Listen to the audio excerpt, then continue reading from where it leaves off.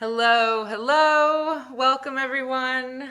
I am very excited to be joined today by my friend Nathaniel Chin, aka the Philosopher's Poet on socials.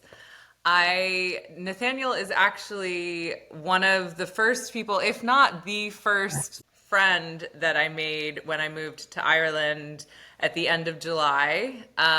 We were staying in the same accommodation in Dublin. So we had some hangout sessions and we've been supportive of each other on our journeys to become established in Ireland. So he's a little bit further ahead than I am. And he and I both arrived in Ireland from the UK. So we both have London lives that we stepped away from to start anew in Ireland. So, Nathaniel, can I hand it over to you to give everyone a little bit of an introduction about your cultural background, upbringing, and yeah, then we'll get into your career. Okay. Yeah.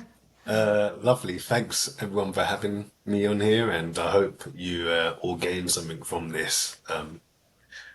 Um, where to start? So my upbringing, I grew up in South London. If you don't know, an area called Battersea. Yay. For those who didn't know, it's sort of like it's famous for this power station that's disused, and they've sort of redeveloped it into a big shopping centre. There's lovely luxury apartments. And And the I ended, U.S. Embassy is yes, located right by it now. So there's all the American tourists go there. yeah. Yeah. And then on the other side of the road with a big council estate, that's where I grew up. So it's Okay. quite interesting seeing the change. The part I grew in, the council estate's barely changed at all, and then you've got this sort of multi-million pound or billion pound, I'd say, area. It's fantastic to look at, but a little surreal. So I grew up. I have a twin sister. I grew up with my mum as our sole carer.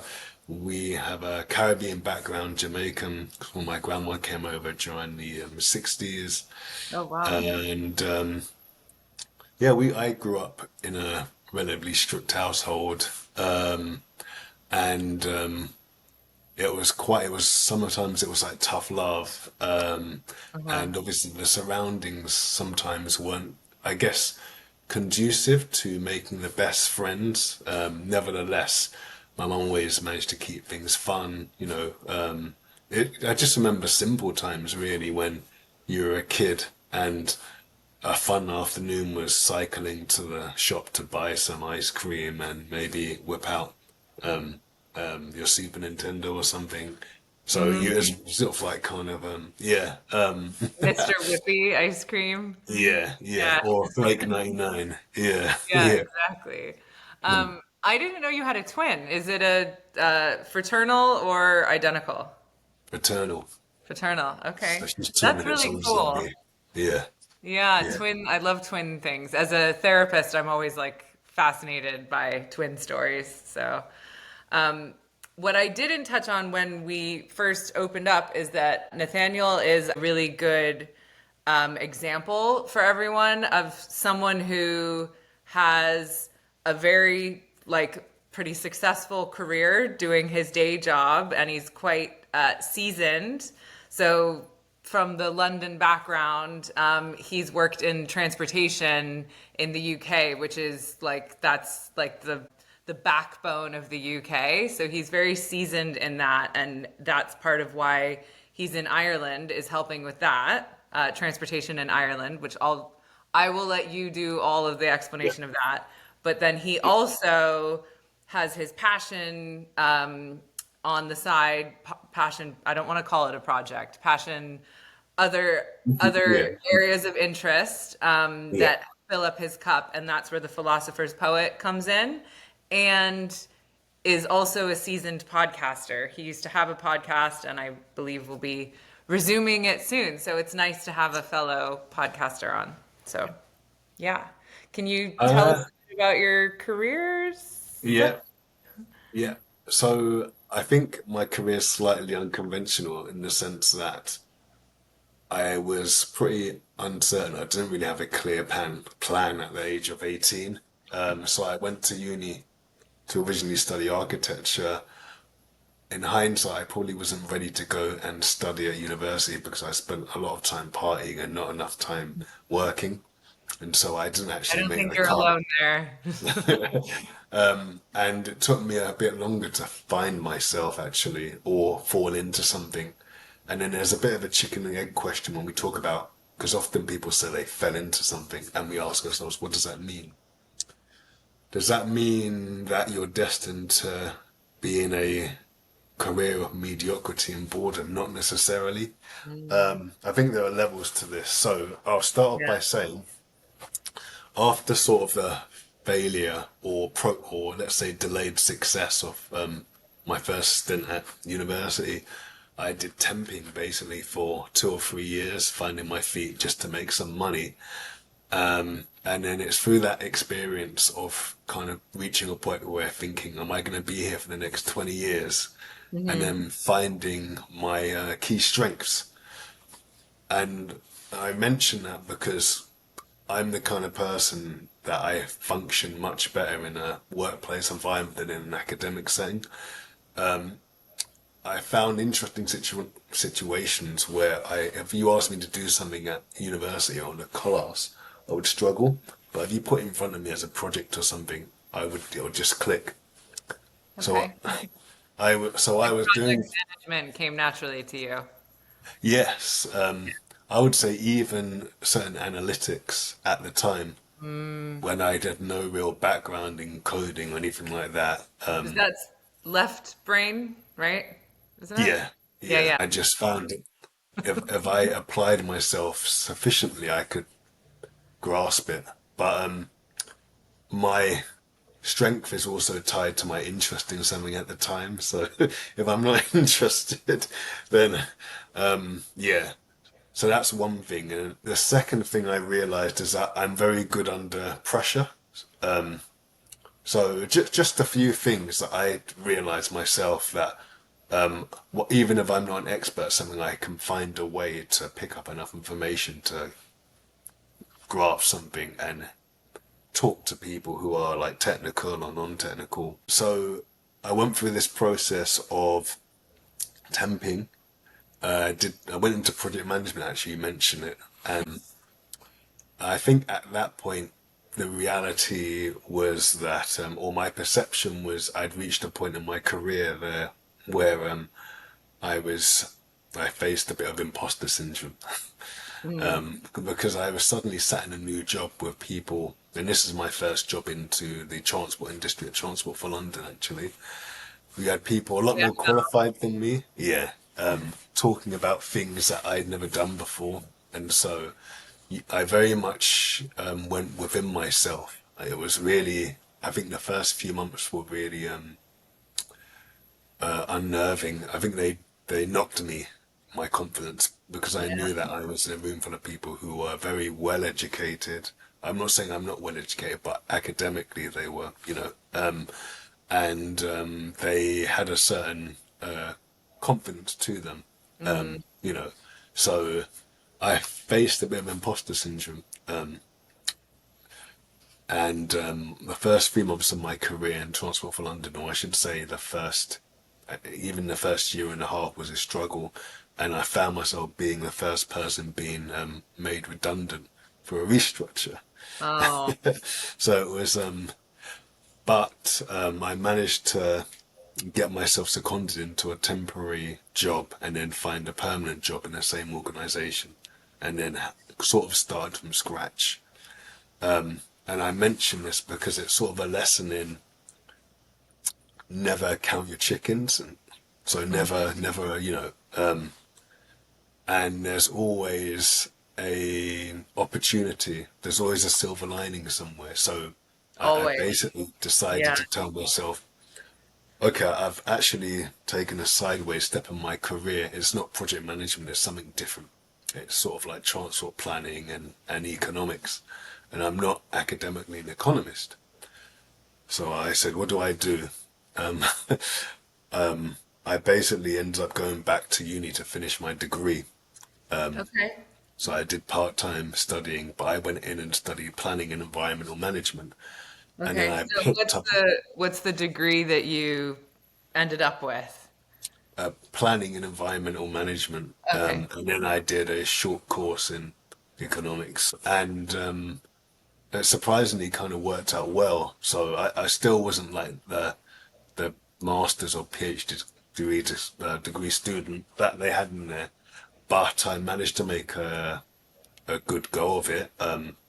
I worked really hard for 5 years, not ups and downs, and just when I thought things were like just like this and they were going to remain like this, I had this almost like growth spurt over 3 to 4 years, where I jumped into another job again in TFL and found myself really like kind of finding my feet. Mm-hmm. That's the only way I can describe it. If you were to plot on a graph, it was that and then this. So and since then, to be honest, my career has really taken off, and Yeah. from TFL to consultancy, and I left Transport for London at the tail end of the pandemic to go into consultancy because I felt like I needed exposure in a different sector, same Mm. industry but different sector. Again, a bit of imposter syndrome, but I found I actually worked quite well in consultancy, Mhm. in better than I did for a public organisation. So Well, and do you have more freedom in a consultancy? yes and no. I think there's just a way of problem solving that you don't get in a public organisation because most of your clients, they're not Transport for London. So if you go to any other most other transport authorities in the UK, for example, or even outside of the UK, they don't have all the tools and data sets and things you need to really undertake a robust assessment. So you need to be a bit creative with how you and solve problems. Okay. Yeah, so that's where the big advantage came in. Yeah. So I've been in consultancy for the last 5 years and taken on three different roles, and this is my most recent role for a consultancy called Sistra, sort of heading up their rail consultant team, trying to help the island or the Irish government upgrade its railway lines because population growth is on the rise and Yeah. there's sort of an infrastructure deficit. So it's really interesting work, really useful work, and it's challenging work because Ireland is one of the most expensive places to build in.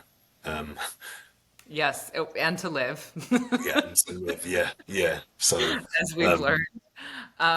I think it's really a good perspective coming from the UK and going into Ireland transport wise because I know everyone moans about transportation in the UK, but honestly, it's so like it's quite good. You can get all around the country pretty efficiently just taking rail in the UK. Like it's very, very connected. And Ireland, I'm learning, is slightly notorious for not being the most efficient with the rail. So I think that you're coming into it knowing how good it can be, right? Like, so, I mean, Ireland has its own challenges, so it's yeah. really interesting. And I feel like it's the kind of experience that is currently really challenging me in a good way. Mm. I want to jump back to the idea of falling into something Hmm. because you can like something, but you can also love something. Hmm. And I would say I like my career. I find it challenging. Some of the things I've done have been really rewarding, like developing graduates professionally and personally down the pub. Has been Yeah. It's really enriching. Problem solving, I love it, and doing something that I think is going to help socially as well as economically.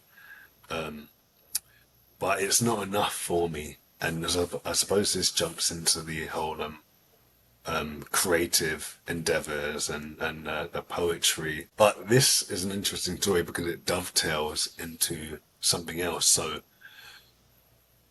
my actual trigger point for actually delving into poetry and being introspective and writing and looking at the more sort of right brain side of myself wasn't solely based on, let's say, dissatisfaction with my career, or I wouldn't say it was dissatisfying. Maybe I would say things felt incomplete. Yeah. It actually came off the back of two other interesting life-changing experiences for me, which I won't get into too much, but one was a relationship and the other one was a radical change in my beliefs or belief Okay. system. So those things happened at the same time. So I suppose poetry started off as therapy for those things and turned into something else. Mm. And from a, I guess, slightly egocentric point of view, it's interesting to walk into a room with a bunch of clients and then say something like you're a poet. It's very engaging Yeah. conversation.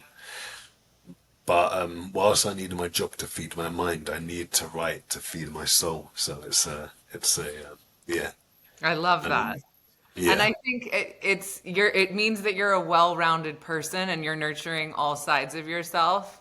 I Mm. I said in a job interview, I mean, it was a long time ago, but I remember them asking me um, if they thought that I would be fulfilled with the role. And I was like, of course not. And I said, I don't think anyone should ever say yes to that question. If you think you're going to get your cup completely filled up from your 9 to 5, then that's quite sad. Like, everyone should be as well-rounded as possible. It's like expecting to your partner to be your everything. It's on you to have different facets of you've got your friends that you go out with, you've got your therapist, you've got your family that fill up that cup. Like you should be multifaceted. And I think people that put everything into their job, it's a lot. Like you need to be more well-rounded, and it is a very analytical role that you're doing. So you need to nurture your creative side. That's really important. Because what happens when you lose that job? And Exactly. where do you turn to? I think this is a bigger problem in general with human beings, that we tend to err on the side of needing something outside of ourselves to give ourselves purpose, and we do, but Mm. it's more than that. That's sort of like the tip of the iceberg.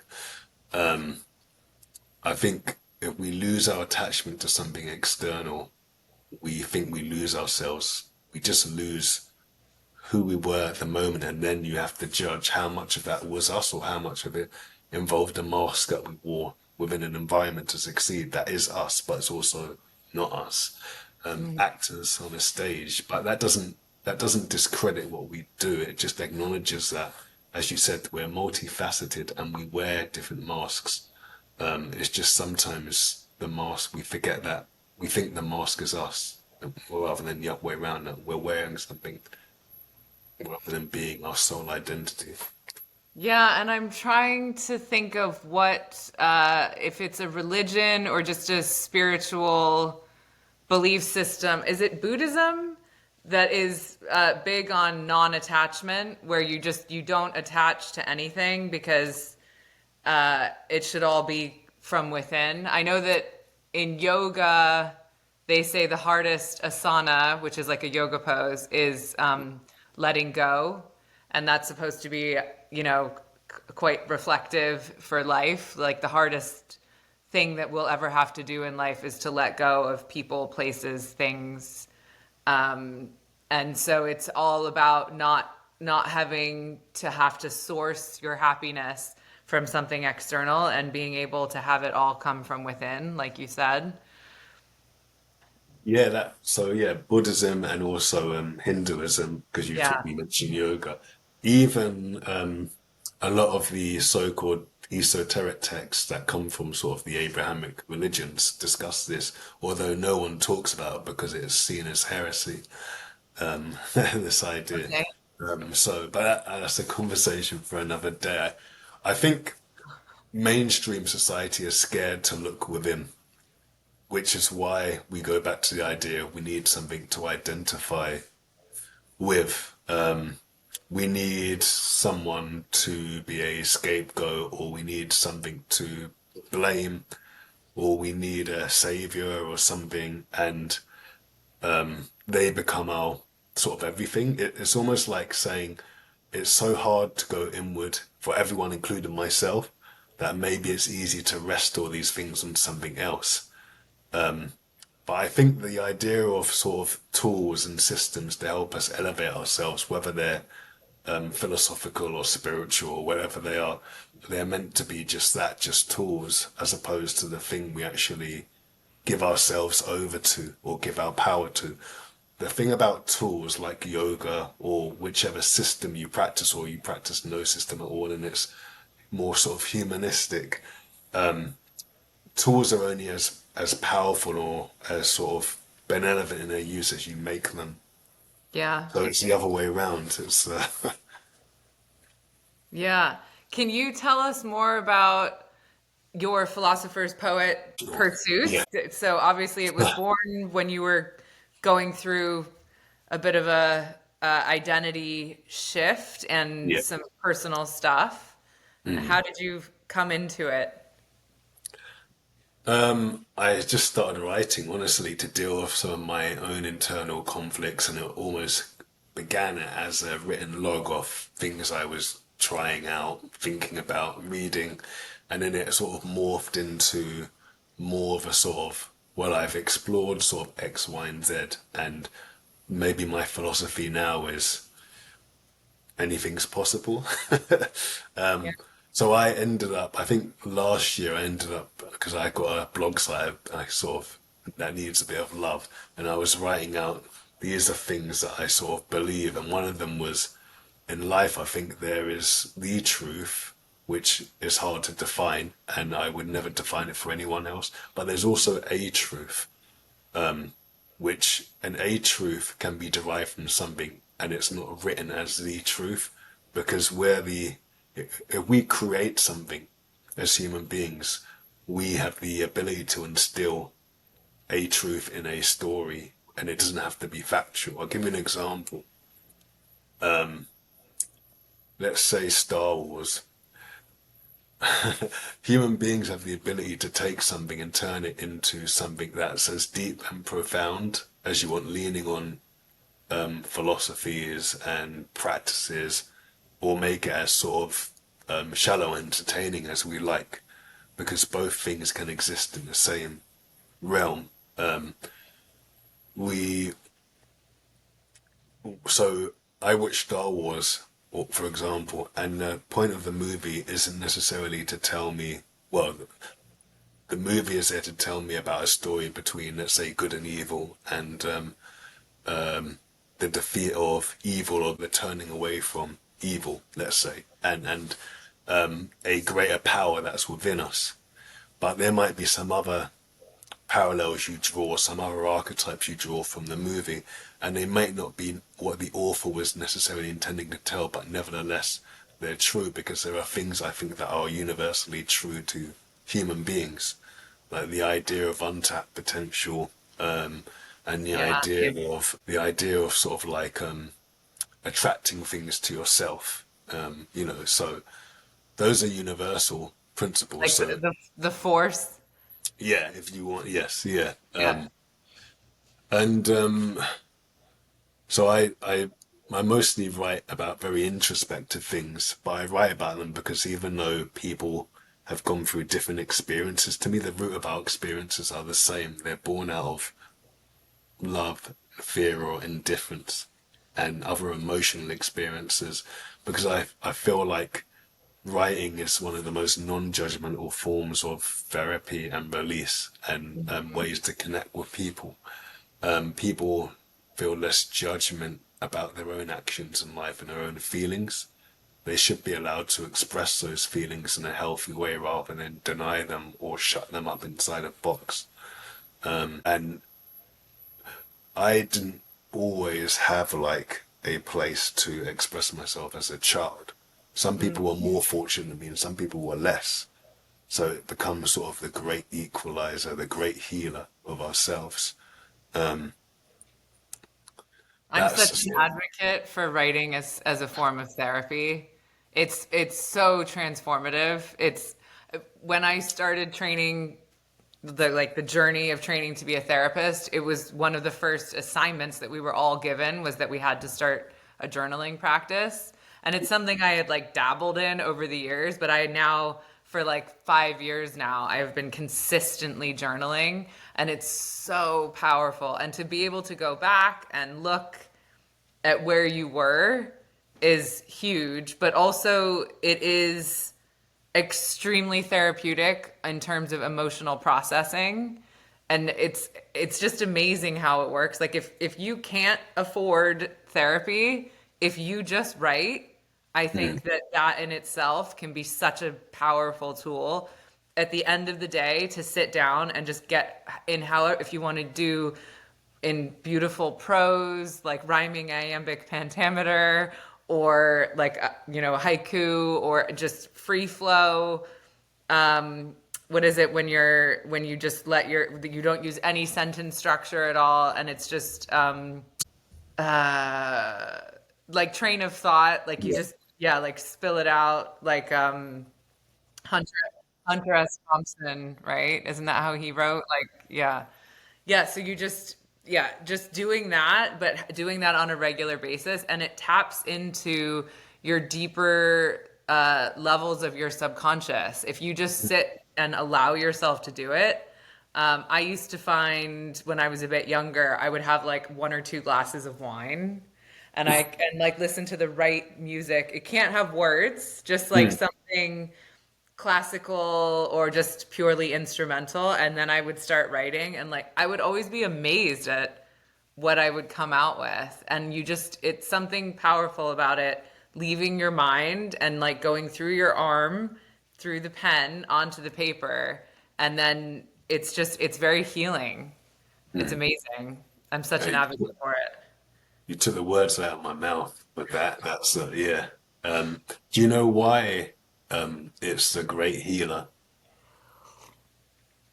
I don't, It, but I know that it is. if you think about it, most people don't really speak to themselves. They don't ask themselves the why. It's hard. We don't really get time to spend with ourselves in society. Mm. When do we check in with ourselves? Like, hey, how you doing? When do we listen to that sort of still small voice in life? When do we get that in a conversation? And so writing is just the easiest way to tap into that, to have to do that work or that process, to actually listen to ourselves, to understand how we're feeling, whether we like something or not, this sort of undiluted truth without all the sort of filters that go through our mind about whether we should or shouldn't say or like something. Yeah. Yeah, Well, I that's know it's an added layer of like emotional processing and self-reflection because you can start writing about why something really pissed you off, right? mm, And you know it pissed you off, but when you start writing it out and then you read it back, you're like, oh, and you can see new sides of it. And if people are really uncomfortable about having a writing process, because I have worked with people where when I suggest that they get a journal, yeah. it's like, I'm like, okay, I'm not asking you to like run around naked in public, but you would think that I did based on the reaction that I get when I ask clients to do that sometimes. So another thing that I've been asking people to do if writing feels too weird for them is to just leave themselves a voice note, which you can do on WhatsApp. You can leave yourself a voice note and then you can listen to it back. And that still provides you that level of additional like cognitive processing of whatever the difficult thing is that you're trying to work through. And I think it's similar to having like a mirror, right? Like when you go to therapy and you sit and you talk something through, people will be like, "Oh my God, that was so amazing! You're amazing!" And I'm like, all I did in the session was summarize what you said to me and repeat it back to you. But it's So so powerful when people can hear and see their shit given back to them. It's amazing you use the word mirror because I was just about to say that when that was in my popped into my head the idea of having to look at yourself. That's a hard thing to do for a lot of people. Yeah. But it's good that you're in a position where you're able to intercede, which Yeah. is really powerful. That you have the pleasure and the opportunity to do that as well as part of your own, not just your career, but your own journey, Yeah. your own purpose. So. Also, writing or journaling is a form of meditation. And I know usually, obviously, meditation might be associated with a specific practice, but the idea of meditation or a type of devotion, so yoga is one of them, anything can become a form of meditation if we widen the sort of horizon of what that might mean. Because many people have reached a state of a proximity to what they would deem as inner peace through various means or mediums, and they haven't yet been able to explain how they do it. They just know that it is, and they haven't had 10 years with a guru somewhere. But that's also the idea of the untapped human potential that we can Yeah. achieve things that intellectually we might want to learn, and it might take us ages under a teacher. But that process makes us realize that under the right conditions, we become our own teacher. Yeah, and I think it's really important that as a human, we all figure out what works best for us and that we have some sort of a personal practice that allows us to have self-reflection. So whether that's poetry, whether that's journaling, whether that's meditation, whether that's having a therapist, whatever that looks like for you, because you're right, it does help you tap into your potential. And I think that's where we see things like when you see interviews with people who did something incredible and they say that like it was like they were channeling, Mm. it opens you up to being able to receive more Yeah, like of energy from source, from whatever, I mean, however deep you want to go into that, but yeah, people, it becomes more easily accessible for you to like tap into your genius, your creative energy. The more regularly you can sit with it, the more accessible it is to you, and then you literally raise your ability to function as a human. It continue to improve whatever it is that you're doing. yeah. No, definitely. Which I guess brings me to the point of where do I go next? Yeah. Because here I'm here probably for at least the next 4 or 5 years, but then I guess in the long run, I've been thinking about how would I slowly transition from full-time in consultancy to doing more of the writing and the creative aspects of my psyche, which needs thought to be done carefully. And I wouldn't, unless you had extreme resources and a safety net, I wouldn't recommend anyone just diving off the deep end. So, Yeah, well, I mean, that's something we've looked at in so many of my previous episodes with previous guests, and it is very personal. There's been a few people who just are of the mentality they have complete trust in, the universe, and they're ready to just jump into whatever pursuit they want. I know that for me personally, I was sandwiching a marketing career as like my main source of income when I started working as a therapist, and I thought I would be able to sandwich the two for a while. And then the contract with the company that I was working with, I was freelance. They also were having funding issues, and they were like, "We're really sorry, we can't renew your contract." And I'd been with them for a long time, so that was a bit. I wasn't ready. I wasn't ready for the push or the leap, but sometimes these things arrive and the choice is removed from you. And so I had to jump into becoming a therapist full time.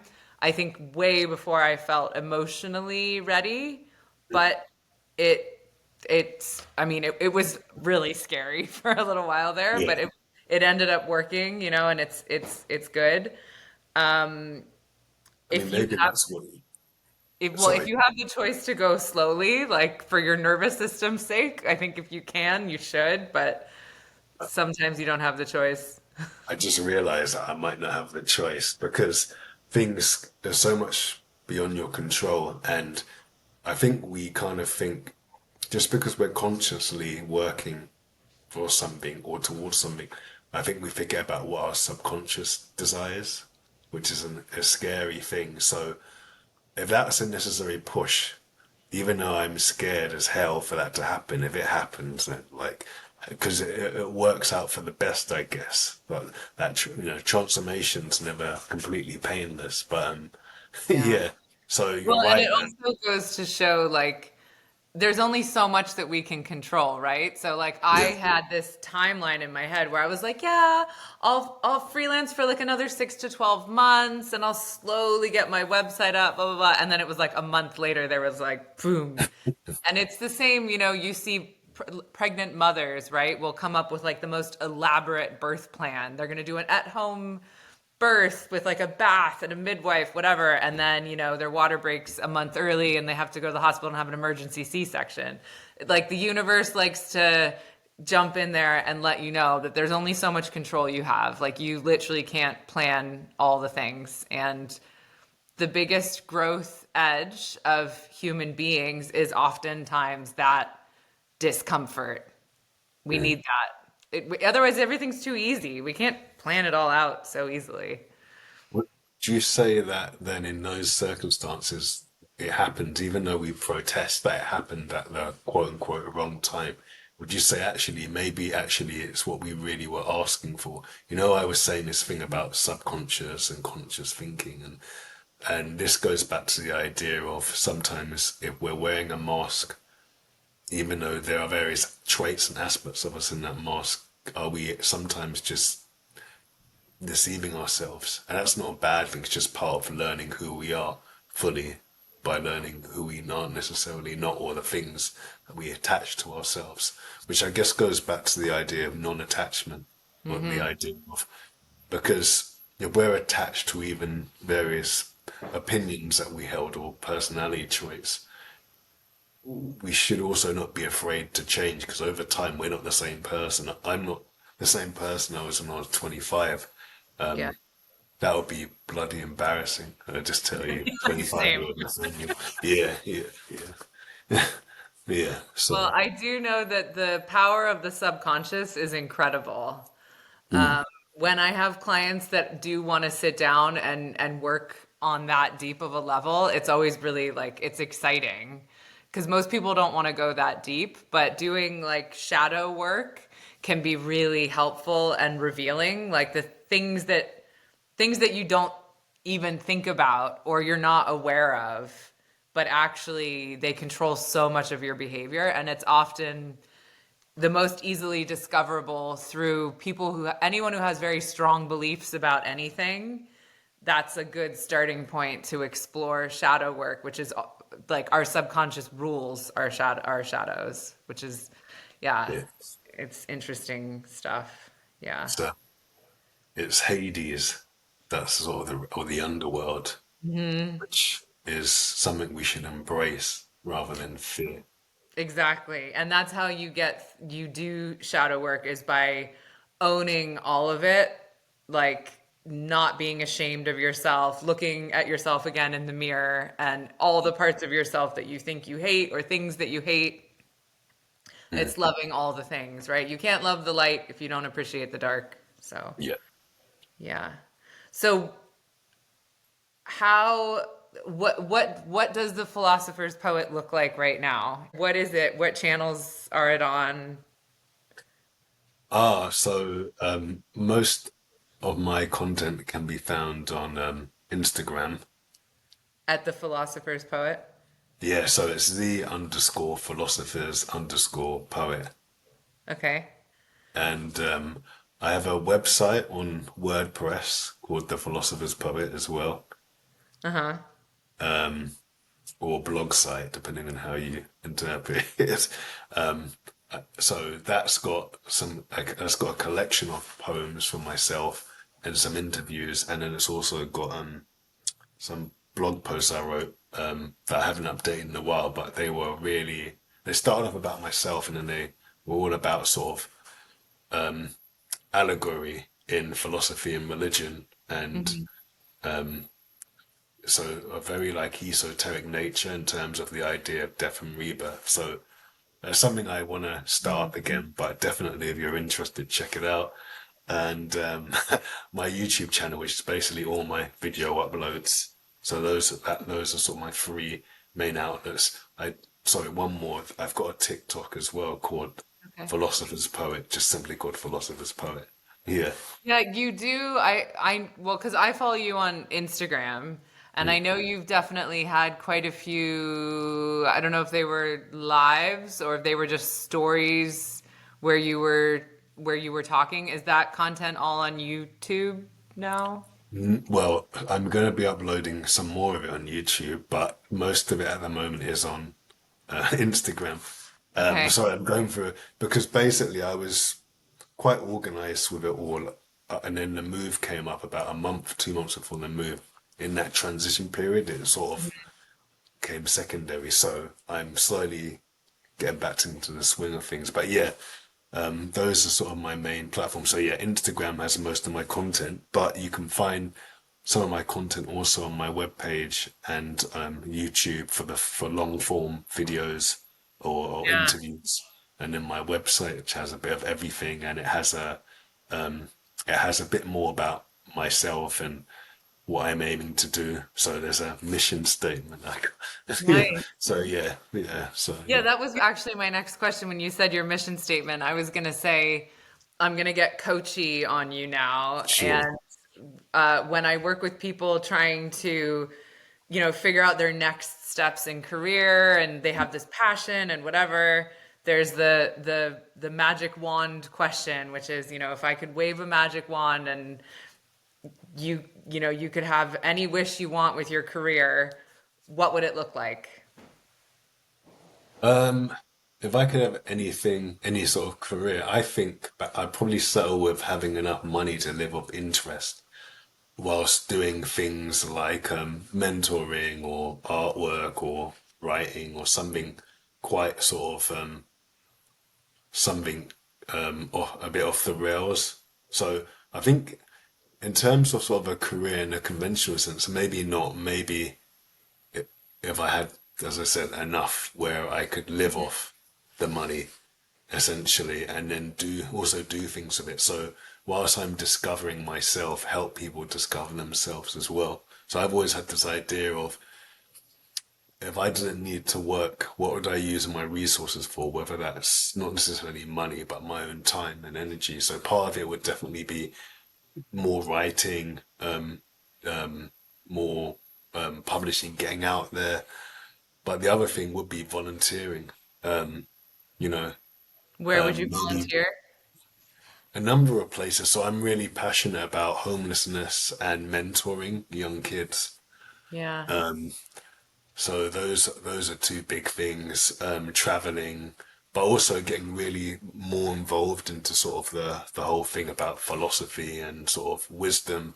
I talk about mythology and spiritual paths. So I've got loads of ideas, and sometimes they're hard to crystallize. So even getting the time to write out and say, what can I do with this? There's something here. Like I often imagine the idea of creating a large framework that's not like a belief system, but it's almost like to say like if you were to try and as best as you could simplify how the world works, the world is split between idealists and pragmatists.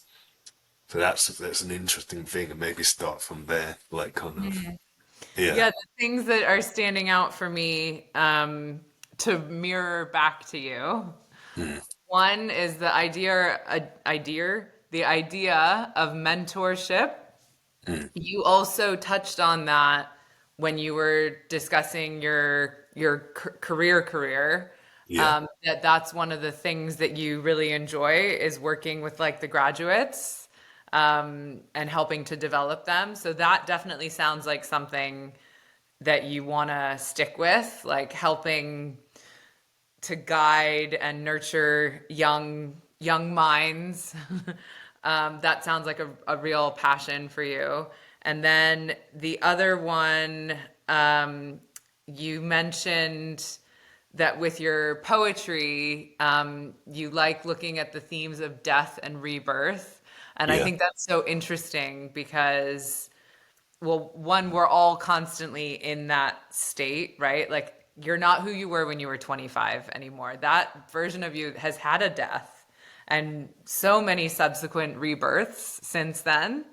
So I think that's just so relevant. You could focus on that theme every Yeah. year. I mean, that is weather, that is seasons, that is life. There's Yeah. so much death and rebirth. So that's a really good thing there's so many elements that you can work with if that's your focus. No, thank you. That's really useful. I think there's a lot to work with. I think with me, it's just making myself sit down and actually crystallize it, because Mm. sometimes I can just go off. So Yeah. Well, and yeah. it's difficult, like the entrepreneur's sort of journey, knowing Mm. where to focus. And literally, if and when you do go off on your own, or whenever that happens, whatever the divine timing ends up being for that, Yeah. it's so important to continue that you also have a mentor or a guide or a coach or someone. It's so important that we always have someone to be a mirror for us and to help us work through these goals. If I didn't have my supervisor, and I've worked with a lot of coaches personally, like, it's so easy to get lost. And especially now, there's so much technology available to us. And I'm listening to you describe your different platforms. I'm the same. I'm like, okay, I've got like the podcast is here, and then I have like YouTube and Apple and Spotify and Instagram, and people are like, "Are you on Facebook?" And I'm like, "Ugh, I try not to use Facebook for stuff." And then there's LinkedIn, and then it's Yeah. I it's know. overwhelming, and it's getting it all in one place and prioritized and organized. I really wanted to use LinkedIn, but you can only have one LinkedIn account. Um, if I Yeah. wanted one separately for my poetry, I couldn't. I tried opening a second account, but I got closed down because under the guidelines you can only have one Yeah, I think it has single to single account. be Yeah, like a business. I've tried doing this in the past, and that yeah. does sound familiar. Mm. Yeah. And maybe it has to be a registered business to have its own LinkedIn page, And maybe. then Facebook, I do have an account, but it's mainly just repeat uploads from Instagram. I don't really interact that much with Facebook these days. I partly because I don't know, I'm just not a fan of the how it works. But I find that a lot of the people who want to connect, I'm not completely sure that all the profiles that connect with me are genuine profiles. There's a bit of Oh, a really? yeah, yeah, It's actually, if I think of all the different platforms, I think probably the easiest if you wanted to create like a bogus, I mean, granted, I haven't created a new profile for myself in a long time, but I have for my therapy business, and Instagram's like really easy. And yeah, I don't know. Do you still have to go through like a verification process with Facebook? I'm not even sure anymore. uh, Usually you have to have like a phone number or some sort of something to I verify. I didn't have to go through all that because I think Instagram allowed me to create a Facebook account Yeah. from my Instagram details. That's when I think they acquired Instagram. So Yeah. by that Mess. point it was easy. So, but I just don't find it very I just don't find it the best platform to use. So Yeah. more often. So yeah. Yeah. It's a lot to think about. It's a lot to consider. So I fully appreciate where you're at with that. But yeah. So looking at your own journey Mm. and everything that's brought you to where you are, and it seems like you're actually in quite a pivotal place right now. If you think back to what would have been like a real low point for you earlier in your life, or like a rock bottom kind of moment, what advice would you present day give to yourself in that low point? if any? Um, Think of your mentor mind. I mean, two key things. The first is that if you've hit rock bottom already, then in a way, the only way is back up. Things can't get any worse, but that's within your power. And then Hmm. the second thing I would have said to myself is to focus on finding who I am, make it more of an exciting as a journey. You know, you're starting from level one again, you know, at that point where the uni didn't work out in my early 20s, and I was sort of in this, I had this idea that what if I'm here forever in one of the jobs I was in, which I hated. Hmm. And it felt like everyone was just moving on with their careers, and I really didn't have a career. It was just an admin job I'd picked up because I needed money, and it was sort of like kind of I would say think about plants that not everyone sprouts in the same way or at the same time. And I would also I would also have encouraged myself to maybe do the inner journey far earlier to understand my own innate value and potential, Yeah. even if it's just to myself and not yet to the world. Because I think that's the first point of validation. Validation comes from the source, but you know, it's easy in a career to take validation from obviously your employer, the people around you, you know, respected peers. Yeah, so there's about I said two, but really I mean three or four things like kind of yeah. But looking back, I also believe that this is maybe the way things are meant to happen because I very much was a late bloomer in more than one aspect. So, yeah, Yeah. I really like your plant analogy there. It reminded me of something I saw on online a while ago where it was like someone's looking at like a little sprout and they're frustrated. They've been, mm, gardening it and they're like, why isn't it growing faster? And the diagram shows everything going on underneath the soil and it shows these roots going super far down. So it's like don't be hard on yourself and don't discredit what's blooming on the outside when you're doing so much work on the inside. And yeah, everyone's on their own journey. Like there is nothing worse than looking at where someone else is at and being like, "Oh, I'm not there." Comparison's silly. because it's almost like saying, and this is a hard thing to do, asking yourself, okay, this person's here and I'm here in terms of the society, or however you want to measure it, and then be honest with yourself and say, am I saying I wish to be where they are because I want the status they got or the money they got, or do I wish to be there because I actually want to be there? So that's another hard pill to swallow. You know, um, again, maybe something I should have asked myself earlier, but the way things have worked out, they were meant to work out this way. So, Yeah. yeah, so, It's the whole divine timing, right? yeah, We can only yeah, plan so much and then mm, yeah, buckle up. Yeah. Well, thank you so much. That was really we went all philosopher's poet, which is nice. I yeah. like going deep. Well, thank you for allowing it because the conversation went that way because you gave me allowed me the freedom to do so. Yeah, of So, course. yeah, Well, and let me know when you get your podcast back up. yeah, definitely. I'll have you all. Yeah, yeah, we'll Yeah, have absolutely. it. Yeah, Okay, and so yeah, you already said where people can find you. What's your yeah. preferred platform for people to connect with you on?